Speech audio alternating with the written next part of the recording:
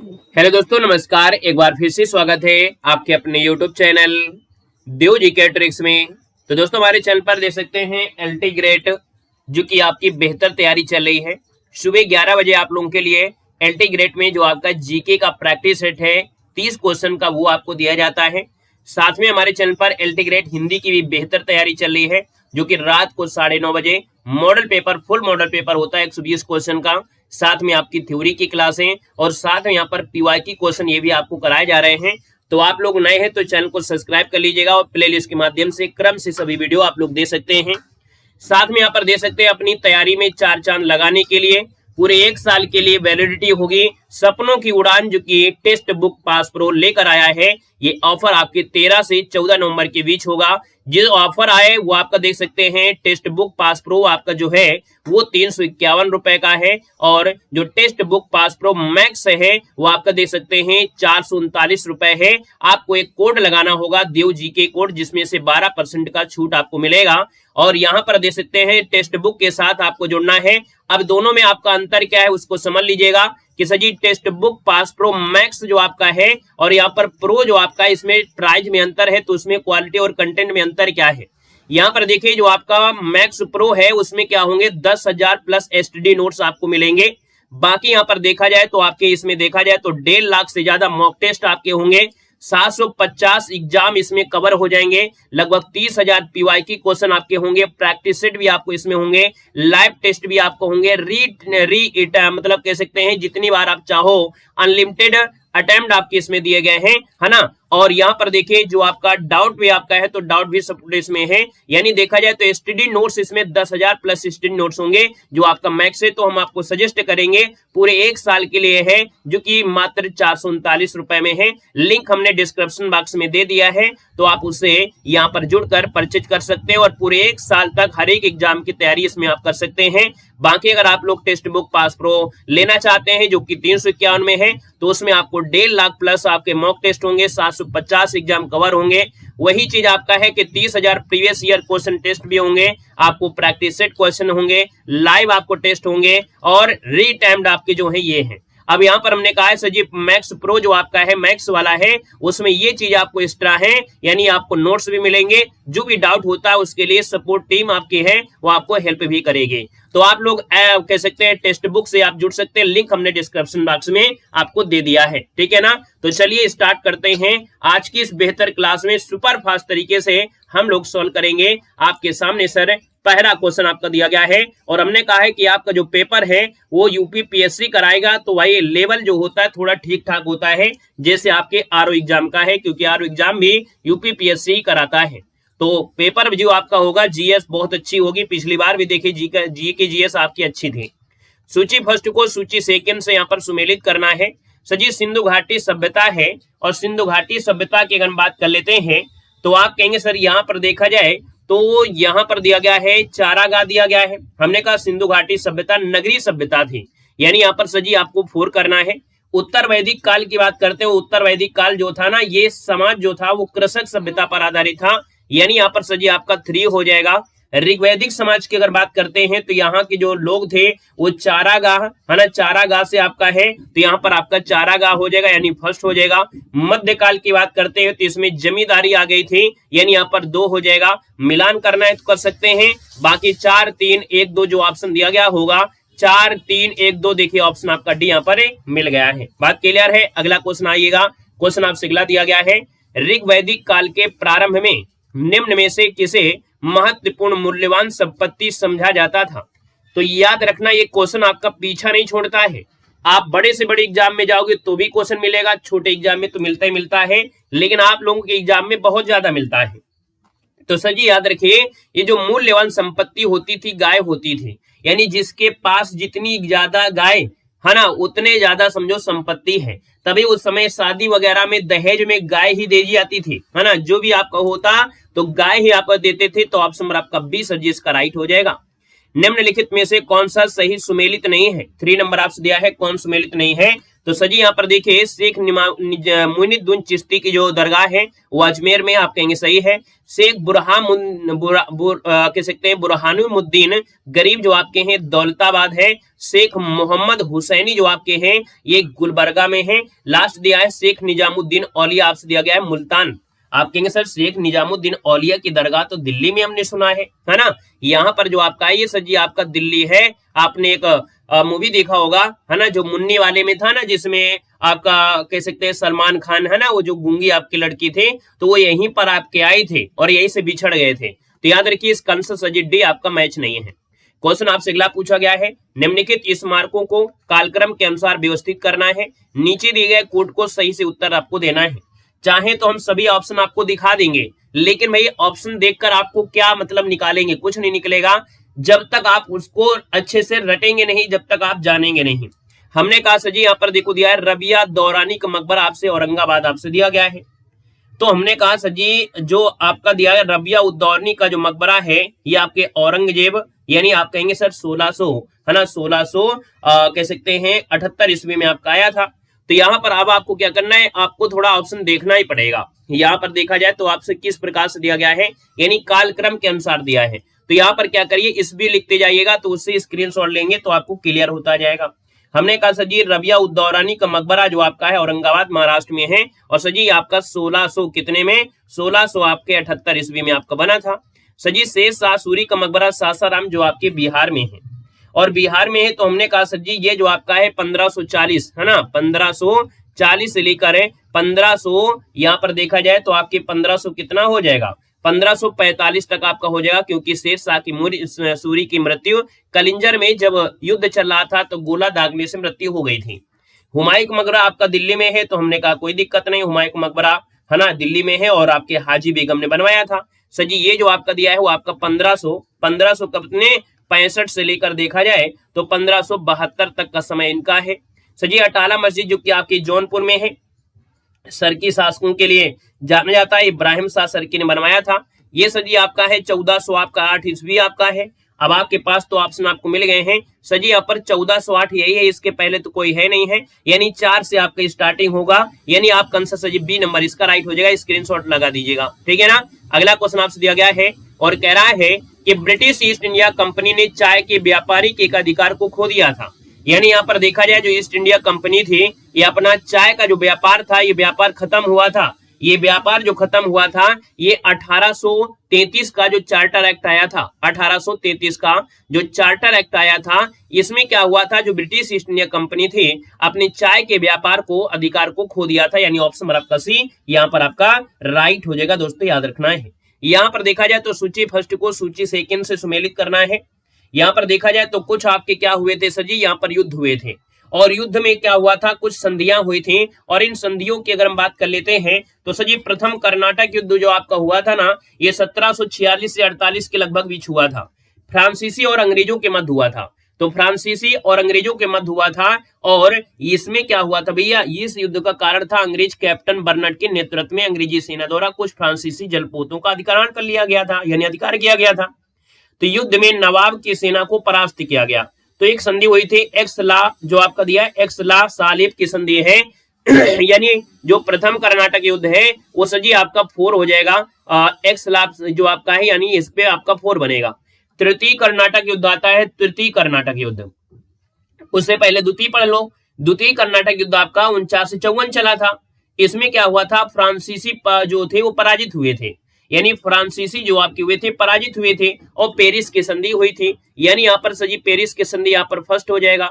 सजी बात आती है द्वितीय कर्नाटक युद्ध की, तो द्वितीय कर्नाटक युद्ध जो आपका है, द्वितीय कर्नाटक तो द्वितीय कर्नाटक, अच्छा ये द्वितीय कर्नाटक इसमें आपको 1 आएगा, क्योंकि हमने द्वितीय पहले आपको बताया ना, प्रथम के बाद द्वितीय, जिससे आपको याद रहेगा। अब आते हैं सजी तृतीय आपका युद्ध दिया गया है ना। तो हमने कहा सजी जो तृतीय युद्ध आपका हुआ था वो किसमें आपका हुआ था, तृतीय युद्ध जो आपका हुआ था ये किस प्रकार से हुआ था, यानी इसमें कौन सी आपकी हुई थी ये बताइएगा। चलिए हैदर अली वाला प्रथम मैसूर युद्ध में क्या हुआ था, एक बार मैसूर युद्ध में हैदर अली के मध्य हुआ था, अंग्रेजों के हार हो गए थे और उन्होंने हैदर अली की शर्तों पर मद्रास की संधि किया था। यानी यहाँ पर देखा जाए तो मद्रास की संधि जो आपकी है ना, मद्रास की संधि यानी ब्रिटिश की आपकी हुई थी, तो यहाँ पर आपका 2 हो जाएगा। तो सर जी एक ही आपका बचा, यहाँ पर 3 हो जाएगा। अब यहाँ पर आपको डायरेक्ट मिलान करना है, तो सर जी यहाँ पर आप लोग चले आएंगे किसमें, इसके साथ आ जाएंगे तृतीय कर्नाटक युद्ध वाला जो आपका है ना, तृतीय वाला आपका ये दिया गया है तृतीय कर्नाटक युद्ध, तो फिर इसका निर्णय हो जाएगा। द्वितीय कर्नाटक युद्ध आपका पेरिस की संधि से हो जाएगा, और मैसूर युद्ध जो आपका है इसमें ब्रिटिश की हार हो गई थी। यानी आप कहेंगे सर जी 3 4 1 2 आपका दिया है, 3 4 1 2 आपका दिया है, कोई ऐसा ऑप्शन ही नहीं दिख रहा है। तो भैया यहाँ पर फिर क्या गड़बड़ हो रहा है, यहाँ पर देखिएगा गड़बड़ी कहाँ से हो रही है। अब यहाँ पर गड़बड़ी हो रही है, तो एक बार इसको क्या करते हैं, थोड़ा छोटा कर लेते हैं, फिर ऑप्शन का थोड़ा सहारा लेंगे, है ना, फिर इसके बाद करेंगे। यहाँ पर देखिएगा इसमें से आपका कौन सा ऑप्शन आ रहा है। तो देखो भैया, हमने कहा सर जी प्रथम कर्नाटक युद्ध जो आपका है वो आपने सोल्व किया कि सर जी ये एक्सला चैपल की संधि से अंत हुआ था, यानी ये तो आपका 4 हो गया। तृतीय कर्नाटक युद्ध जो आपका होता है, हमने कहा सर जी पेरिस की संधि से तृतीय कर्नाटक युद्ध हुआ था, ये पेरिस से आपका हुआ था, यहाँ पर 1 हो जाएगा। द्वितीय कर्नाटक युद्ध जो आपका हुआ था, ये सर जी आपका द्वितीय कर्नाटक युद्ध, ये आपका निर्णय हुआ था, यानी 3 हो जाएगा। और प्रथम मैसूर युद्ध जो आपका हुआ था, इसमें ब्रिटिश की हार हो गई थी, यहां से गड़बड़ी हो रही थी, ये 2 हो जाएगा, यानी ऑप्शन नंबर आपका सी हो जाएगा। ठीक है ना, स्क्रीनशॉट ले लीजिएगा। क्वेश्चन आपसे अगला पूछा गया है, कह रहे निम्नलिखित में से 1926 ईस्वी में गठित नौजवान सभा का प्रारंभिक सदस्य में से कौन नहीं था। यानी सर जी 7 की अगर हम बात कर लेते हैं, तो यहाँ पर देखो भगत सिंह थे, यशपाल थे, छबील दास थे, लेकिन अंबिका चक्रवर्ती नहीं थे। ऑप्शन नंबर आपका डी यहाँ पर राइट हो जाएगा। और इसकी स्थापना जो आपकी 1926 में आपकी हुई थी, है ना, यानी कि भगत सिंह के द्वारा स्थापित की गई थी, और ये सभा अपने आप में एक महान क्रांतिकारी विरासत को यहाँ पर पुनर्जागृत किया था। तो ये क्वेश्चन आपसे अगला पूछा गया है, कह रहा है बराबर पहाड़ी की गुफाओं के विषय में निम्न में से कौन सा एक सही नहीं है। तो सर जी 8 नंबर की बात करते हैं, तो बराबर पहाड़ी की जो गुफाएं हैं, यहाँ पर देखा जाए तो सर जी यहाँ पर दिया है बराबर पहाड़ी का जो है, इसमें कुल 4 गुफाएं हैं।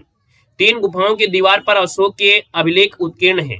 ये अभिलेख इन गुफाओं को आजीविकाओं को समर्पित होने का उल्लेख करते हैं। ये अभिलेख ईसा पूर्व 6ठी शताब्दी के, यहाँ से देखो गड़बड़ हो गया, यानी ऑप्शन नंबर आपका सर जी डी नंबर है, यहाँ पर गड़बड़ हो जाएगा, याद रखना है। ये जो आपकी है ना, ये 322 से लेकर 185 ईस्वी पूर्व तक मानी जाती हैं, जो कि आपके देखा जाए तो ये गुफाएं जहानाबाद में है। तो आपका आंसर डी नंबर ये गड़बड़ है। तो ये क्वेश्चन दिया गया है कि भारत के निम्नलिखित राज्यों में से किसकी तटरेखा सबसे लंबी है। यहाँ पर 9 नंबर दिया है। हमने कहा सर गुजरात की जो तटरेखा है वो सबसे लंबी है, यानी फर्स्ट नंबर तटीय रेखा में गुजरात का नाम आता है। और इसके बाद हमने बताया था कि अब दूसरा स्थान जो आपका हो गया है वो आपके तमिलनाडु का आपका हो गया है, तमिलनाडु का। और सर तीसरा स्थान जो आपका हो गया है वो आपके आंध्र प्रदेश का हो गया है, क्योंकि आंध्र प्रदेश पहले आपका दूसरे स्थान होता था तटरेखा में आपके दक्षिण भारत में। तो भैया यहाँ पर हम देखा जाए तो अब आपको दूसरा तमिलनाडु की तटरेखा ज्यादा हो गई है आंध्र प्रदेश से, तो इसका दूसरा है, आंध्र प्रदेश तीसरा है, और पहला नंबर गुजरात तो है ही है। क्वेश्चन देखो 10 दिया है, निम्नलिखित बांधों में से कौन बेतवा नदी पर आपका बनाया गया है। तो सर जी बेतवा नदी पर बनाया गया है राजघाट बांध है ना, क्या है, राजघाट बांध है, जो कि ये अंतरराज्यीय है, उत्तर प्रदेश मध्य प्रदेश के संयुक्त परियोजना है, और ये परियोजना बेतवा नदी पर है, यानी ऑप्शन आपका डी बनेगा। सो ये क्वेश्चन नंबर आपका 11 है कि भारत के राज्यों में कौन सा राज्य है जो चावल का सर्वाधिक उत्पादन करता है, वो भी प्रति हेक्टेयर करता है। तो 11 की बात करते हैं तो दोस्तों ये आपका पंजाब है, यानी पंजाब में देखा जाए तो चावल का सर्वाधिक उत्पादन होता है प्रति हेक्टेयर के हिसाब से। तो सर जी ऑप्शन नंबर आपका डी के साथ बिल्कुल राइट हो जाएगा। क्वेश्चन आपसे अगला पूछा है, निम्नलिखित में से कहां सदाबहार वन पाए जाते हैं। तो सर जी सदाबहार वन जो पाए जाते हैं ये आपके पश्चिमी घाट में पाए जाएंगे। हमने कहा सर जी सदाबहार वन 2 जगह आपको मिलेंगे, एक तो आपको मिलता है मालाबार तट में, एक मिलता है मेघालय वाले क्षेत्र में, यानी 7 सिस्टर वाले में। तो आपका आंसर सर जी किस में होगा, सी के साथ है, राइट हो जाएगा। क्वेश्चन दिया गया है 13, निम्न में से कौन सा सागरीय राष्ट्रीय उद्यान है। यानी इनमें से सागरीय राष्ट्रीय उद्यान की जब बात करते हैं तो भितरकनिका है नहीं, ये सुंदरवन नहीं होगा, ये है मन्नार की खाड़ी है। यानी सर जी यहाँ पर देखा जाए जो समुद्री राष्ट्रीय उद्यान है मन्नार की खाड़ी तमिलनाडु राज्य में जो रामनाथपुरम जिला है वहां पर आपका स्थित है। तो आपका जो आंसर हो जाएगा सर जी वो आपका डी नंबर के साथ है, राइट हो जाएगा। और इसकी स्थापना जो है वो आपकी 1986 में आपको की गई थी, याद रखना है। तो जी क्वेश्चन दिया गया है ऊर्जा उत्पादन के निम्नलिखित साधनों पर आपको विचार करना है। तो सर जी उत्पादन है, लेकिन इन्हें भारत में ऊर्जा उत्पादन के कुल प्रतिष्ठापित क्षमता में उनके प्रतिशत 30 सितंबर 2016 के अनुसार आपसे पूछ लिया है।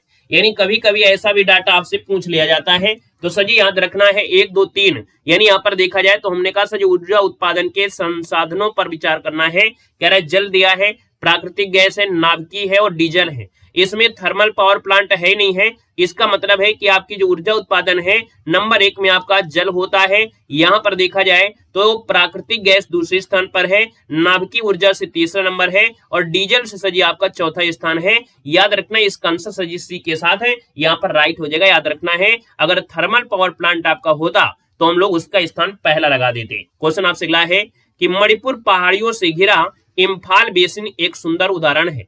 यानी मणिपुर में जो पहाड़ियां हैं वो इम्फाल बेसिन से आपका घिरा हुआ है।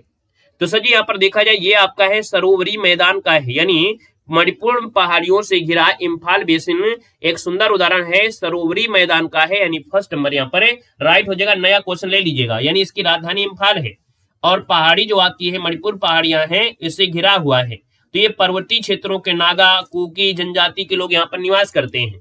क्वेश्चन आपसे अगला है निम्नलिखित में से कौन सा एक राज्य है जो आर्थिक दृष्टि से सबसे ऊपर है किंतु लिंगानुपात के आधार पर सबसे नीचे है। यानी आर्थिक के हिसाब से तो ऊपर है लेकिन लिंगानुपात में सजी कम है। शायद ये क्वेश्चन पिछले मॉडल पेपर मिला था। ये सजी आपका हरियाणा है। यानी देखा जाए तो भैया आर्थिक के हिसाब से तो ठीक है, यहाँ पर कह सकते हैं कमाई खवाई अच्छी तरीके से, लेकिन लिंगानुपात कितना है 8-7-9 है। यानी बचे हुए 1000 लड़कों में 1000 लड़कों में देखा जाए तो लड़कियां कितनी हैं तो 879 आपकी लड़कियां हैं, बाकी बच्चे हुए लड़का बिना शादी के रहते हैं। यहाँ पर आगे बढ़ते क्वेश्चन दिया गया है राष्ट्रीय चंबल अभ्यारण्य निम्नलिखित में से किस राज्य का हिस्सा नहीं है। हाँ कुछ लोग यहाँ पर ऐसे भी है कि अदर जिले वाले भी शादी कर ले जाते हैं। भाई यहाँ पर देखा जाए तो हरियाणा की जो लड़कियां हैं वो लगभग हर जगह शादी आदि कर लेते हैं। तो हरियाणा में वैसे लड़कियां कम हैं, बाकी शादी कर ले जाते हैं तो बहुत ही कम बचते हैं। राष्ट्रीय चंबल अभ्यारण्य निम्नलिखित में से किस राज्य का हिस्सा नहीं है। तो जो चंबल आपका है इसमें उत्तर प्रदेश, मध्य प्रदेश, राजस्थान है, लेकिन हरियाणा की स्थान इसमें नहीं है। यानी सही ऑप्शन नंबर आपका सी के साथ है, राइट हो जाएगा। क्वेश्चन आपसे अगला पूछा गया है, कह रहा है भारत के उत्तर पश्चिमी मैदान में पश्चिमी विक्षोभ में से जाड़ों में होने वाली वर्षा की मात्रा क्रमशः कम हो जाती है। यानी हमने कहा सर जी पश्चिमी विक्षोभ आपसे पूछा गया है, तो आप ये बताइएगा कि अगर हम आपसे बोले कि सर जी जब पश्चिमी विक्षोभ होता है तो जाड़े में होने वाली वर्षा की मात्रा क्रमशः कम हो जाती है। तो सर जी आपको मालूम है पश्चिम से पूरब, क्योंकि यहां से लौटता हुआ मानसून या पश्चिमी विक्षोभ इस प्रकार से होता है, तो जैसे जैसे आगे बढ़ेगा वो कम होता जाएगा। यानी पश्चिम से पूर्व की ओर जैसे जैसे बढ़ेगा वो क्या होता जाएगा, कम होता जाएगा। तो ऑप्शन आपका बी हो जाएगा। यहीं पर आपका मानसून होता है तो भैया पूरब से पश्चिम में बढ़ेगा तो वो धीरे धीरे कम होता है। क्वेश्चन आपसे अगला है कि निम्नलिखित में से किस नदी के ऊपरी मार्ग में मीठा जल है परंतु निचले भाग में खारे जल का प्रवाह मिलता है। बताइए भैया, क्वेश्चन आपको पढ़ाया जा चुका है। सर जी ये आपकी लूनी नदी है। लूनी नदी राजस्थान में अरावली की जो पुष्कर घाटी है वहां से निकलती है और इस नदी के ऊपरी हिस्सा में प्रवाह जो होता है मीठा जल का और निचले प्रवाह में होता है खारा जल होता है। और ये नदी कच्छ के रण में आपकी जाते जाते विलुप्त हो जाती है। यानी एक ही राज्य में बहने वाली नदी भी है। इसको देखा जाए तो भैया कह सकते हैं अंतरराज्यीय नदी भी कहते हैं। तो ऑप्शन बी हो जाएगा। क्वेश्चन दिया गया है सूची फर्स्ट को सूची सेकंड से सुमेलित करना है। जय मंडल दिया है और आपसे अवस्थिति पूछ लिया है कि कौन सा जय मंडल सजी कहां पर आपको मिलेगा। तो देखो सर जी यहाँ पर दिया गया है आपके सामने क्वेश्चन नंबर आपका 20 है और आपको यहाँ पर मिलान कर लेना है। आपसे कह रहा है भारत सरकार ने देखा जाए सिमलीपाल जो आपका बायोस्फीयर है इसको रिजर्व घोषित किया था 1994 में और सिमलीपाल जो आपका उड़ीसा में है। तो सिमलीपाल उड़ीसा में तो आप सजी 4 के साथ ले आइएगा, यहाँ पर 4 कर लीजिएगा। सजी पंचमढ़ी जो आपका है ये बायोस्फीयर कहां पर है, ये अनुप्रयोग क्षेत्र है। और देखा जाए तो हमने कहा सजी यहाँ पर देखा जाए तो पंचमढ़ी जो आपकी है वो कहां पर मिलेगा, मध्य प्रदेश मिलेगा। मध्य प्रदेश मिला दीजिएगा, सजी मध्य प्रदेश में आ जाएगा। यहाँ पर नंदा देवी तो आप लोग जानते हैं सजी नंदा देवी ये आपके उत्तराखंड में मिलेगा, तो उत्तराखंड मिला दीजिएगा। सजी यहाँ पर आपसे अगला पूछा गया है नोकरेक दिया गया है, नोकरेक और नोकरेक सजी कहां पर है, आपके मेघालय में है। यानी सजी यहाँ पर हो जाएगा। तो हमने कहा सजी यहाँ पर अगर हम बात करते तो यहाँ पर 3 था, यहाँ पर सजी आपका 1 है, यहाँ पर आपका 2 है। 3 4 1 2 आपका बनेगा। 3 4 1 2 देखिए ऑप्शन आपका डी हो गया। स्क्रीनशॉट इसका ले लीजिएगा, अच्छा क्वेश्चन है। भारतीय संविधान की किस अनुसूची में राज्यों और केंद्र शासित प्रदेशों की सूची आपको मिलती है। तो राज्यों और केंद्र शासित प्रदेशों की सूची में ये सजी पहली आपकी अनुसूची है, यहाँ पर आपको मिलता है। यानी मूल संविधान में मूलतः देखा जाए तो 8 अनुसूचियां थी, बाकी बाद में क्या हुई आपकी 12 हो गई थी, है ना। तो यहाँ पर जो आंसर है वो आपका सजी फर्स्ट इसका राइट हो जाएगा। भारतीय संविधान का कौन सा अनुच्छेद है जो एक स्वतंत्र चुनाव आयोग प्रदान करता है? अब तो भैया स्वतंत्र नहीं रहा है, चुनाव आयोग भी इधर उधर करने लगा है। यानी यहाँ पर कभी कभी आप देखते होंगे वीडियो में भी आपको आता है ना, कि जो चुनाव आयोग है, चुनाव आयोग यहाँ पर कभी कहता है यस, कभी कहता है नो, कभी कहता है हाँ, कभी कहता है कुछ। यानी क्या सही है क्या गलत नहीं है, खुद अपनी ही भाषा को ही नहीं समझ पाते हैं कि हम क्या बोल रहे हैं। तो भैया अब जो चुनाव आयोग है ना वो भी स्वतंत्र नहीं रह गया है, ये किसी के कहने पर चलने लगता है। तो हमने कहा सजी यहाँ पर देखा जाए तो चुनाव आयोग जो आपका था स्वतंत्र था, लेकिन हमने कहा सजी इसका स्थान कहां पर है, तो आर्टिकल नंबर आपकी 324 में है, ऑप्शन नंबर आपका फर्स्ट हो जाएगा। क्वेश्चन दिया गया संपत्ति का अधिकार जिसमें 44वें संशोधन के द्वारा मौलिक अधिकारों की सूची से निकाल दिया गया था, और इसके बाद भैया इसको क्या कर दिया गया, एक साधारण विधिक अधिकार बना दिया गया। और ये जो आपका अधिकार है वो याद रखना है 300 के ए में इसको स्थान दिया गया, यानी इसको हटाकर 300 ए में रखा गया है। पहले जो इसका स्थान था संपत्ति का वो आर्टिकल नंबर 19 में भी आपको स्थान था और आर्टिकल नंबर 31 में भी स्थान था, दो जगह इसका स्थान था, दोनों जगह से हटाकर ये 300 ए में रख दिया गया है। सो जी क्वेश्चन दिया गया है पास्कल जो इकाई वो आपकी किसकी है? पास्कल जो इकाई है सजी वो आपकी दाब की होती है, पास्कल जो होती है दाब की होती है। बाकी आर्द्रता यानी आर्द्रता मापी दाब आपका पास्कल हो गया, वर्षा मापन मिलीमीटर में हो जाएगा और तापमान सेल्सियस हो जाएगा। क्वेश्चन दिया गया है पानी की घरेलू आपूर्ति हेतु आर्सेनिक तत्व की अधिकतम अनुमत मात्रा कितनी होनी चाहिए? यानी कि अगर हम लोग पानी की जो आपूर्ति हम लोग करते हैं और इसे आर्सेनिक तो मिला ही होता है, लेकिन आर्सेनिक कितना होना चाहिए, इससे ज्यादा बॉडी में नहीं आना चाहिए। तो सर जी यहाँ पर होता है 0.050 ppm होता है। यानी जो आरओ वाले पीते हैं ना पानी, आरओ वाले जो आप पानी पीते हैं ना, तो उसमें ये सब गाइडलाइन आपको होती है कि इससे ज्यादा नहीं होना चाहिए, है ना, ये गाइडलाइन नहीं होना चाहिए। तो हमने कहा WHO की जो गाइडलाइन आई है वो गाइडलाइन में 0.010 आपकी है ना, गाइडलाइन के अनुसार, है ना। तो उसके अकॉर्डिंग जो आपका आंसर सजीव आपका कौन हो जाएगा, इसको आपको बी नंबर आपको देना है। यानी ये होना चाहिए, लेकिन WHO कहता है 0.0 है ना 0.010 ppm बताई गई है गाइडलाइन के अनुसार, ठीक है ना। और यहाँ पर अगले क्वेश्चन में आते हैं, दिया है टेक्साफेन कीटनाशी के रूप में कार्य करता है। तो सजी ये दिया गया है उदर विष के रूप में कार्य करता है, यानी टेक्साफेन जो है कीटनाशी उदर विष के रूप में कार्य करता है। यानी हम कहते हैं सजी सबसे पहले से अमेरिका के कॉटन की एक फसल के लिए प्रयोग किया गया था टेक्साफेन को, बाद में इसमें सजी केमिकल का संयोजन किया गया, क्लोरीन गैस से कंपेन किया गया और इसके बाद इसको उत्पादित कर दिया गया। तो उदर विष के लिए है। निम्नलिखित देशों में से कौन सा दुनिया का सबसे बड़ा ट्रैक्टर बाजार है? तो सर जी याद रखना दुनिया में सबसे ज्यादा ट्रैक्टर जो आपके है ना वो आपके भारत ही है। तो ऑप्शन नंबर आपका डी नंबर यहाँ पर सजी राइट हो जाएगा। नेक्स्ट क्वेश्चन को आते हैं, क्वेश्चन आपसे दिया गया है जो कि आपको लास्ट में हम आपको करंट अफेयर भी यहाँ पर आपको पढ़ाते हैं। अभी आपको करंट अफेयर की मैराथन भी आपको मिलेगी। सेशन अच्छा लगे तो लाइक भी कर दीजिएगा, चैनल को सब्सक्राइब कर लीजिएगा। दिल्ली में बाल स्वास्थ्य पर जो 30वें नंबर का आयुर्वेद सेमिनार हुआ है उसका आयोजन जो किया है वो किसने किया है? यहाँ पर जो आप देना है सर जी आपका जो आंसर बनेगा इनमें से क्या हो जाएगा। तो नोट कर लीजिएगा कि जो सर जी दिल्ली में अभी आपका हुआ है बाल स्वास्थ्य का जो 30वें नंबर का है ना, इसमें क्या हुआ है, इसका जो सेमिनार है आयोजन जो आपका किया है वो आपके यहाँ पर जो दिया गया है आयुष मंत्रालय, याद रखना है इस बात को कि भैया जो बाल स्वास्थ्य का है वो आपके आयुष मंत्रालय के द्वारा यहाँ पर आयोजन किया गया है।